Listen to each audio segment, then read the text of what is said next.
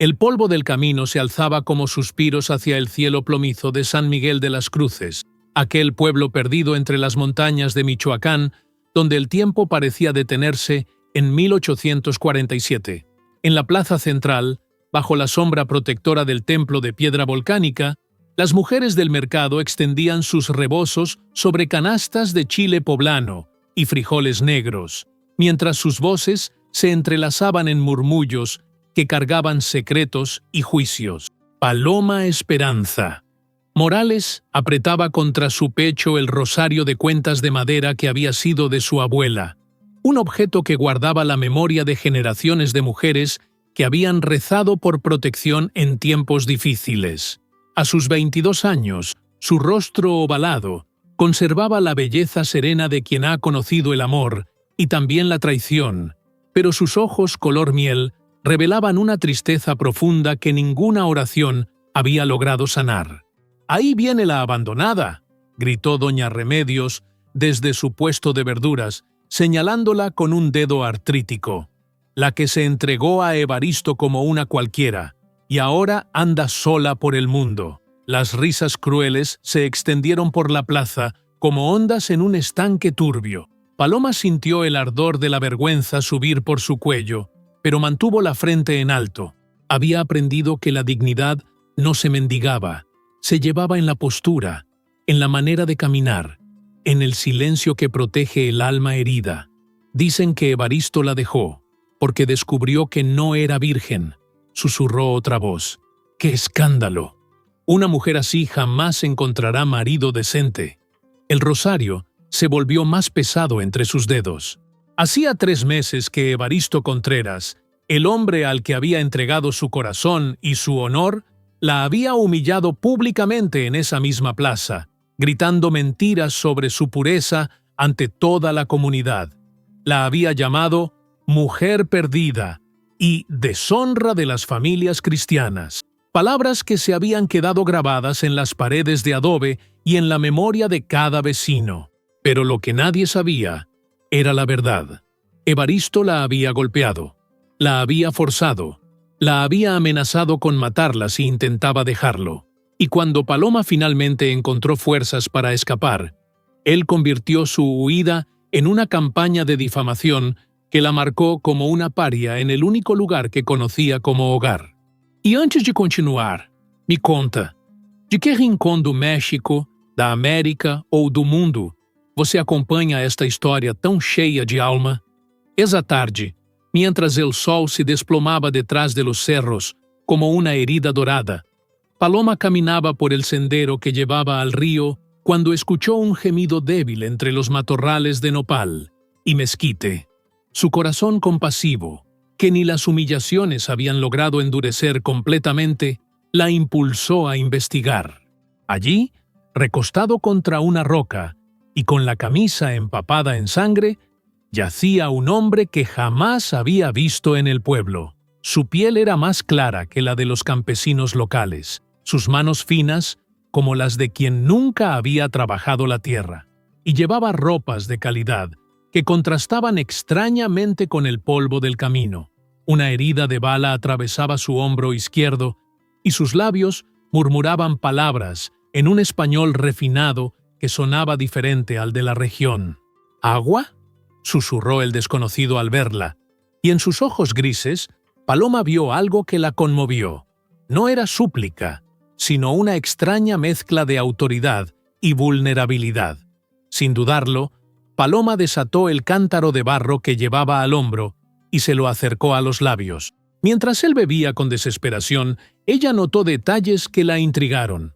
Una cicatriz fina en la sien que hablaba de duelos o batallas, un anillo de oro con un escudo grabado que se había deslizado hasta quedar visible en su dedo anular, y sobre todo, esa manera de mirarla, como si estuviera acostumbrado a que le obedecieran. «¿Quién es usted?», preguntó Paloma, mientras rasgaba un pedazo de su enagua para limpiar la herida. «Alguien que necesita desaparecer por un tiempo», respondió él, y su voz tenía un eco de peligro y misterio. «¿Puede usted guardar un secreto?». Paloma sintió un escalofrío. En su mundo de rutinas predecibles y tradiciones inamovibles, Aquel hombre representaba lo desconocido, lo prohibido, lo peligroso, pero también, quizás, una oportunidad de escapar de la jaula de juicios y murmuraciones que la aprisionaba. «Tengo muchos secretos», respondió ella, presionando la tela contra la herida. «Uno más no me hará daño». Cuando terminó de curarlo con las hierbas medicinales que su abuela le había enseñado a usar, el desconocido logró ponerse en pie con esfuerzo. Se llamaba Sebastián, le dijo, y venía huyendo de ciertos problemas en la capital. No sabía cuánto tiempo necesitaría esconderse, pero le pagaría bien por ayudarlo a mantenerse oculto. «No necesito su dinero», respondió Paloma, «pero quizás podríamos ayudarnos mutuamente». Y fue entonces cuando la semilla de una idea desesperada germinó en su mente, una idea que cambiaría todo. Los días siguientes transcurrieron en una danza extraña de secretos compartidos. Paloma escondió a Sebastián en la cabaña abandonada de don Florencio, cerca del río, llevándole comida y medicinas mientras inventaba historias para justificar sus ausencias. Pero cada encuentro la intrigaba más. Aquel hombre hablaba de filosofía y política como si hubiera estudiado en las mejores escuelas, conocía detalles sobre ciudades lejanas que ella apenas había oído nombrar, y tenía una manera de caminar y gesticular que revelaba años de protocolo y refinamiento. Una tarde, mientras cambiaba sus vendajes, Sebastián le tomó la mano con una delicadeza que la sorprendió. «Hay algo en usted que no pertenece a este lugar», le dijo, estudiando su rostro como si fuera un mapa por descifrar. «¿Por qué una mujer como usted vive marcada por la tristeza?» Paloma sintió que las defensas que había construido alrededor de su corazón se tambaleaban. Quizás fue la ternura en su voz, o la manera en que la miraba sin juicio, pero se encontró contándole todo: la violencia de Evaristo, las humillaciones públicas, la soledad que la carcomía como el óxido carcome el hierro. «Entiendo», murmuró Sebastián cuando ella terminó. «Yo también huyo de alguien que quiere destruirme». «¿De quién huye un hombre como usted?», preguntó Paloma, notando nuevamente la contradicción entre sus ropas rasgadas y su porte aristocrático. «¿De quienes creen que el poder se hereda, no se gana?», respondió él, y en sus ojos apareció una sombra que hablaba de traiciones y conspiraciones. «Pero quizás ha llegado el momento de dejar de huir. E se esta narrativa está tocando seu coração, inscreva-se agora para continuar vivendo histórias que falam direto à alma». Fue entonces cuando llegaron las noticias que cambiarían todo. Evaristo había regresado al pueblo después de 3 meses en la capital, y traía consigo a 2 soldados federales que hacían preguntas sobre una mujer de dudosa reputación que podría estar escondiendo a un fugitivo político. Las descripciones que daban coincidían perfectamente con Paloma. «Me buscan a mí», susurró Sebastián esa noche, cuando ella llegó corriendo a avisarle. «Y ahora, usted está en peligro también». «¿Qué ha hecho?», preguntó Paloma, sintiendo cómo el miedo le oprimía el pecho. «Nada de lo que me acusan», respondió él. «Pero en estos tiempos, la inocencia no protege a nadie». El silencio se extendió entre ellos como una telaraña invisible. Afuera, los grillos cantaban su melodía nocturna, ajena a los dramas humanos que se desarrollaban bajo las estrellas. Paloma apretó su rosario y tomó una decisión que la sorprendió incluso a ella misma. «Tengo una idea», dijo, con una voz que temblaba, pero que también llevaba una determinación férrea. «Pero necesito que confíe en mí completamente». Al día siguiente, cuando el sol apenas asomaba entre las montañas tiñendo el cielo de rosa y dorado, Paloma y Sebastián aparecieron juntos en la plaza del pueblo, tomados de la mano como una pareja de recién casados. Ella llevaba su mejor vestido de algodón azul y había trenzado flores silvestres en su cabello negro, mientras él se había aseado y vestido con ropas prestadas que, aunque sencillas, no lograban ocultar completamente su aire distinguido. «¡Buenos días, tengan todos!», gritó Paloma con una voz que resonó por toda la plaza. «Quiero presentarles a mi esposo, Sebastián. Nos casamos en secreto hace 3 días. El murmullo de sorpresa se extendió como fuego por hierba seca.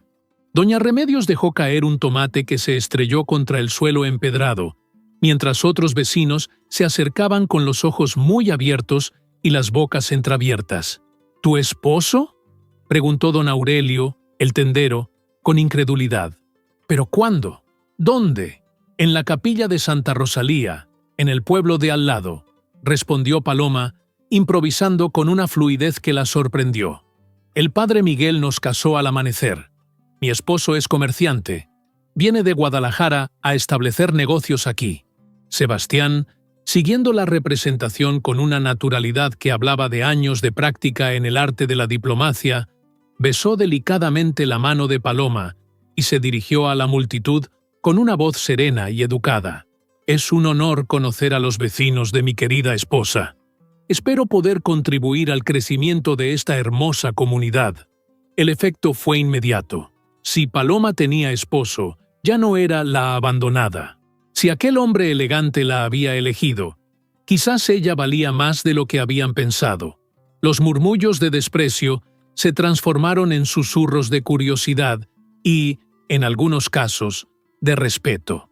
Pero en ese momento apareció Evaristo, flanqueado por los 2 soldados federales. Su rostro moreno se había endurecido por la rabia, y sus ojos pequeños brillaban con una furia que Paloma conocía demasiado bien. ¿Qué comedia es esta?, rugió, señalando a Sebastián. Esta mujer es una mentirosa, y este hombre es un fugitivo. El silencio se volvió espeso como miel.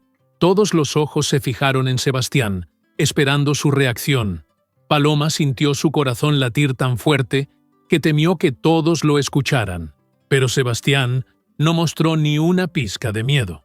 Al contrario, se irguió con una autoridad que transformó completamente su presencia, como si una máscara hubiera caído y revelara a la persona que realmente era.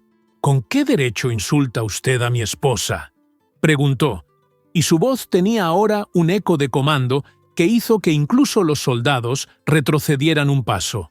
¿Y con qué autoridad me acusa de algo sin presentar pruebas? Uno de los soldados, un sargento de rostro curtido y bigotes grises, se adelantó nerviosamente. «Disculpe usted, señor. Buscamos a un hombre que responde a su descripción. Alguien involucrado en asuntos políticos delicados». ¿Asuntos políticos?, Sebastián sonrió con una frialdad que helaba la sangre. ¿Sabe usted quién soy yo? Y entonces, con un gesto que nadie esperaba, se quitó el sombrero y dejó al descubierto una cicatriz en forma de corona que rodeaba su frente, una marca que solo conocían quienes habían servido en palacio. El anillo de oro que había mantenido oculto apareció ahora en toda su magnificencia, mostrando el escudo real de México grabado en esmeraldas y diamantes. El sargento palideció. Sus rodillas comenzaron a temblar. Su Alteza, balbuceó, y se dejó caer de inmediato en una genuflexión que hizo que todo el pueblo contuviera la respiración. Paloma sintió que el mundo se tambaleaba bajo sus pies. ¿Su Alteza? Aquel hombre al que había curado, con quien había inventado una farsa, con quien había compartido secretos y miradas, era Ona Príncipe Sebastián de Iturbide y Borbón. Se presentó él formalmente, pero su mano siguió sosteniendo la de Paloma con una firmeza protectora. Y esta dama es, efectivamente, mi esposa. El efecto de aquellas palabras fue como un rayo que partiera la plaza en dos. Algunos vecinos cayeron de rodillas, otros se santiguaron, y doña Remedios se desmayó directamente sobre su canasta de chiles. Evaristo, con el rostro descompuesto por la sorpresa y la humillación, retrocedió hasta perderse entre la multitud. Pero lo que más sorprendió a Paloma fue que Sebastián no soltó su mano. Al contrario, la atrajo hacia él y la miró con una intensidad que la hizo temblar. «¿Sabe una cosa, mi querida Paloma?», susurró en su oído, lo suficientemente alto para que todos escucharan. «Creo que esta farsa que inventamos podría convertirse en la verdad más hermosa de nuestras vidas». Y ante los ojos atónitos de todo San Miguel de las Cruces, El príncipe Sebastián de Iturbide besó a la campesina Paloma Esperanza Morales con una pasión que hizo que el tiempo se detuviera y que las campanas de la iglesia comenzaran a repicar como si celebraran un milagro. Pero entonces, cuando parecía que todo había terminado perfectamente, llegó corriendo el padre Anselmo con una carta en las manos y el rostro descompuesto por la preocupación. «¡Su Alteza!», gritó. «Ha llegado una orden directa del emperador. Debe regresar a la capital inmediatamente. Su vida corre peligro». Y todo el pueblo se preguntó, ¿qué elegiría el príncipe? ¿El deber hacia su corona o el amor que acababa de nacer en esa plaza polvorosa? E você? Já viveu algo que o mundo julgaria errado, mas que seu coração sabia que era certo? Conte nos comentários e compartilhe esta história. La carta del emperador tremblaba en las manos del padre Anselmo como una olla de otoño. Las palabras que contenía eran claras y terminantes.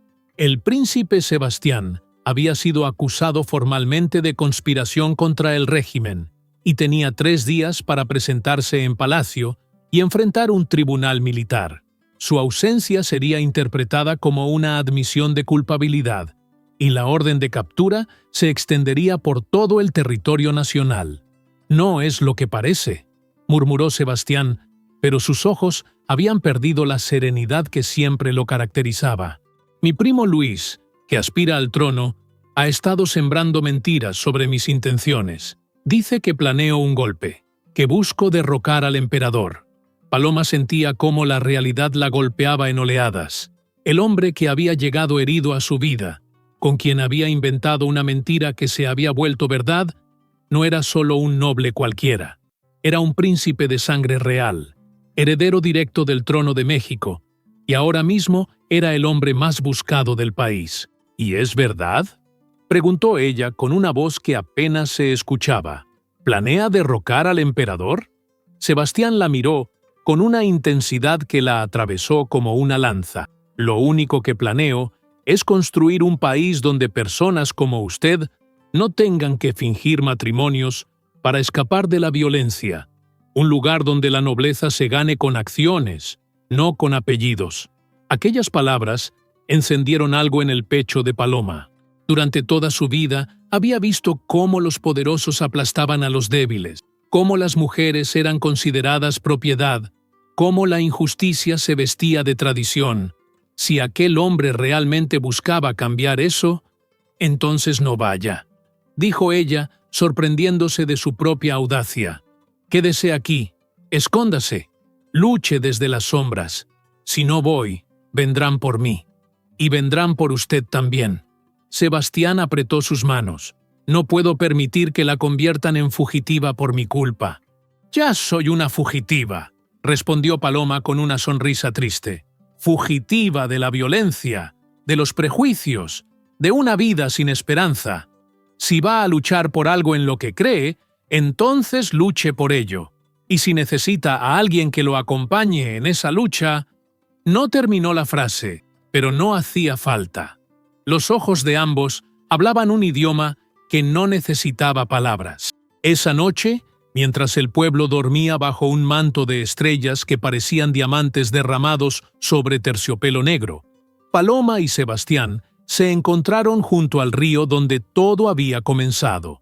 Ella había empacado sus pocas pertenencias en un rebozo: el rosario de su abuela, algunas hierbas medicinales y un pequeño daguerrotipo de sus padres. Él había recuperado las ropas finas que había escondido y el caballo que había dejado atado en las afueras del pueblo. «¿Estás segura?», preguntó Sebastián. «Si viene conmigo, no habrá vuelta atrás. Seremos fugitivos, perseguidos. Quizás nunca más tenga una vida tranquila». Paloma se acercó a él y tocó suavemente la cicatriz que rodeaba su frente. «Mi vida nunca fue tranquila. Siempre he estado huyendo de algo, de la pobreza, de la violencia, de las miradas de desprecio. Al menos ahora huiré hacia algo, hacia un futuro que podemos construir juntos». Sebastián tomó su rostro entre sus manos y la besó con una ternura que hablaba de promesas eternas. «Entonces, mi querida Paloma, Empecemos nuestra verdadera historia.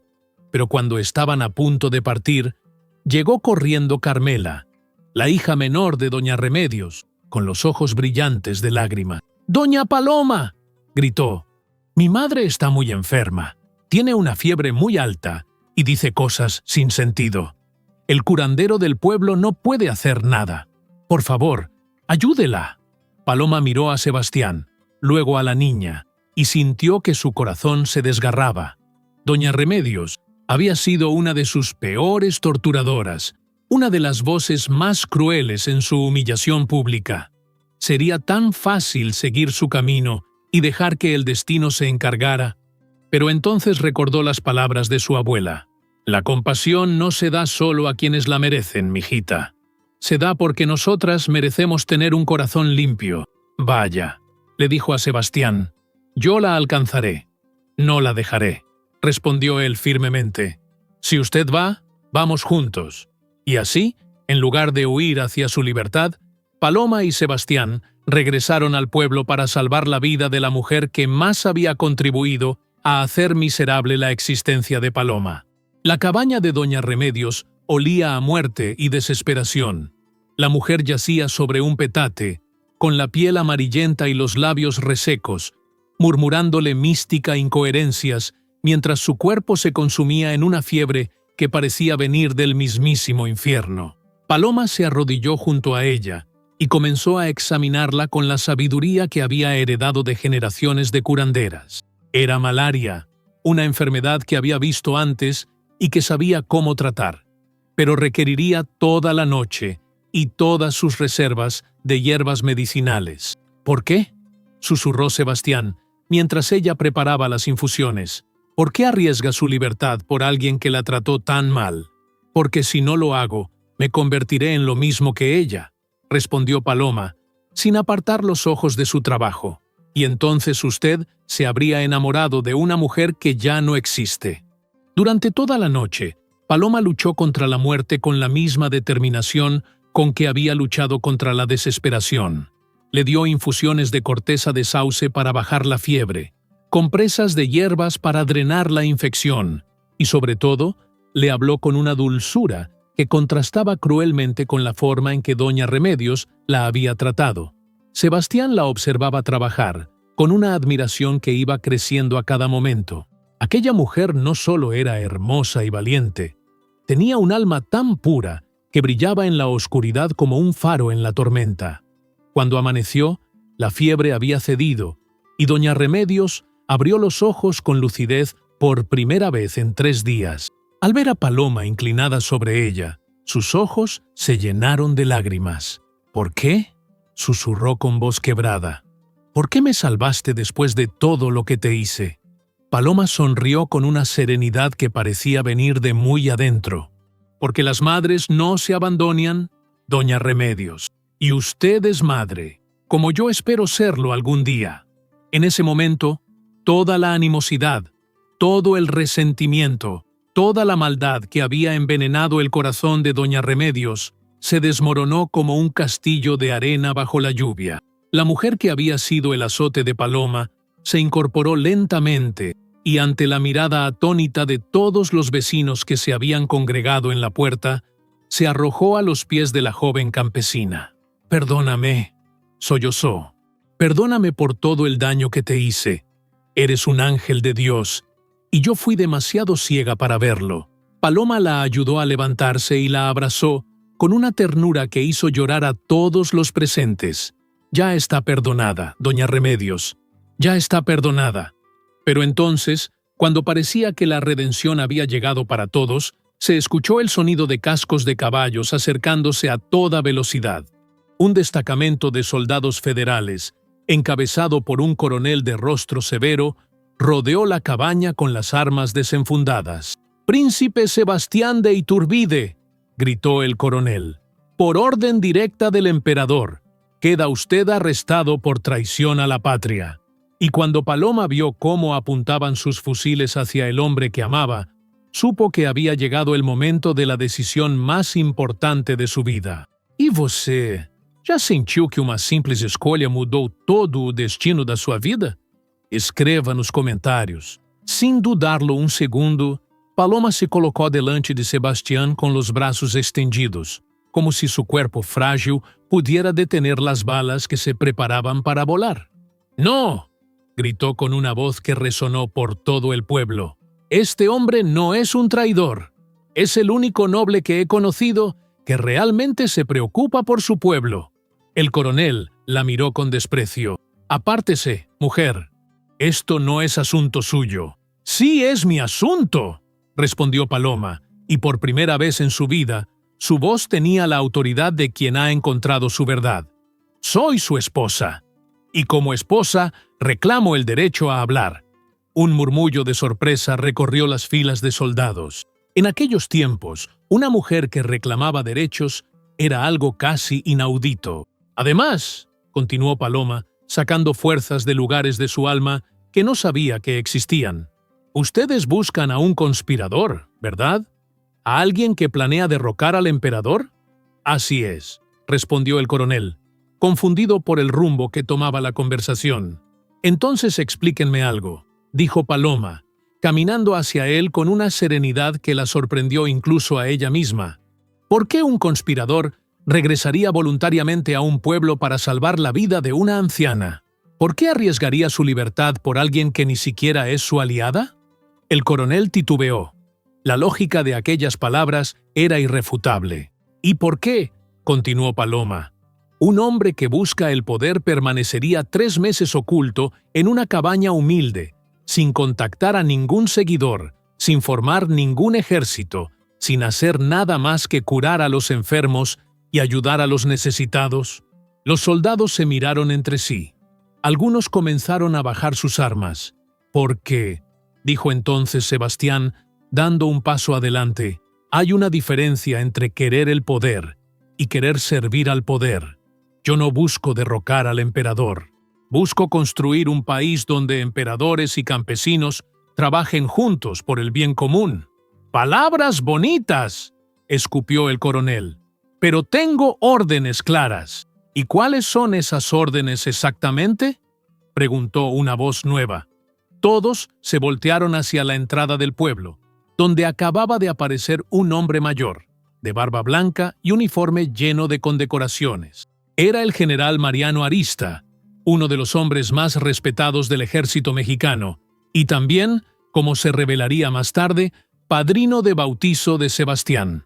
«General Arista», balbuceó el coronel, cuadrándose inmediatamente. «No esperábamos». «Lo que no esperabas era que alguien verificara tus órdenes», respondió el general con voz severa. «He venido directamente de palacio, coronel, y tengo noticias que cambiarán todo». El silencio se volvió tan denso que se podía cortar con un machete. «Su primo Luis ha sido arrestado por traición real», continuó el general. «Las acusaciones contra el príncipe Sebastián eran falsas, fabricadas por Luis para eliminarlo de la línea de sucesión. El emperador no solo retira todos los cargos, sino que lo convoca urgentemente a palacio para ofrecerle el gobierno de la provincia de Michoacán». Un grito de alegría se alzó desde la multitud. Doña Remedios, que había salido de su cabaña apoyándose en su hija, comenzó a aplaudir con lágrimas en los ojos. Los soldados enfundaron sus armas y se cuadraron respetuosamente ante Sebastián. Pero el príncipe solo tenía ojos para Paloma. «¿Acepta usted ser la esposa del gobernador de Michoacán?», le preguntó, arrodillándose ante ella con el anillo real en las manos. «¿Acepta ayudarme a construir el país que ambos soñamos?». Paloma miró el anillo, miró al hombre que amaba, miró a todo el pueblo que los observaba con respiración contenida. El rosario de su abuela pulsaba contra su pecho como un corazón ancestral, recordándole todas las generaciones de mujeres que habían soñado con un momento como ese. «Acepto», susurró. Y luego, más fuerte, «acepto». El beso que siguió fue presenciado por soldados, campesinos, nobles y plebeyos, como si todo México hubiera confluido en esa plaza polvorosa para bendecir la unión de dos mundos que hasta ese momento parecían irreconciliables. 6 meses después, el palacio del gobernador en Morelia se había convertido en algo nunca antes visto.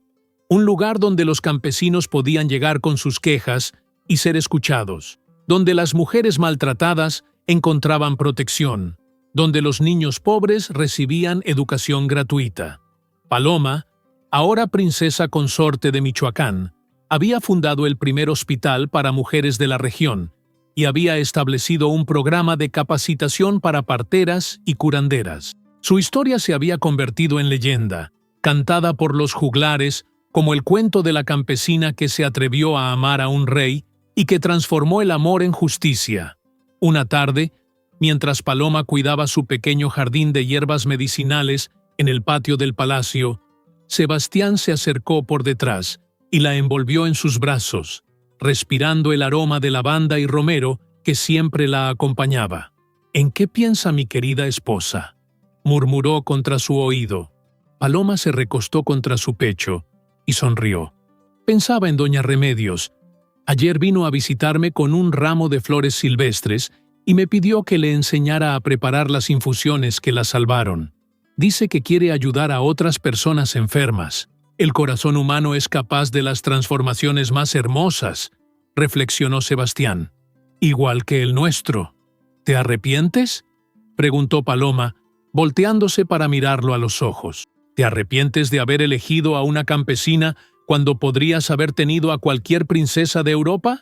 Sebastián tomó su rostro entre sus manos, con la misma ternura con que lo había hecho aquella primera noche junto al río. «Mi amor, las princesas de Europa me habrían dado títulos y alianzas, pero tú me diste algo que vale más que todos los reinos del mundo. Me enseñaste qué significa realmente ser noble».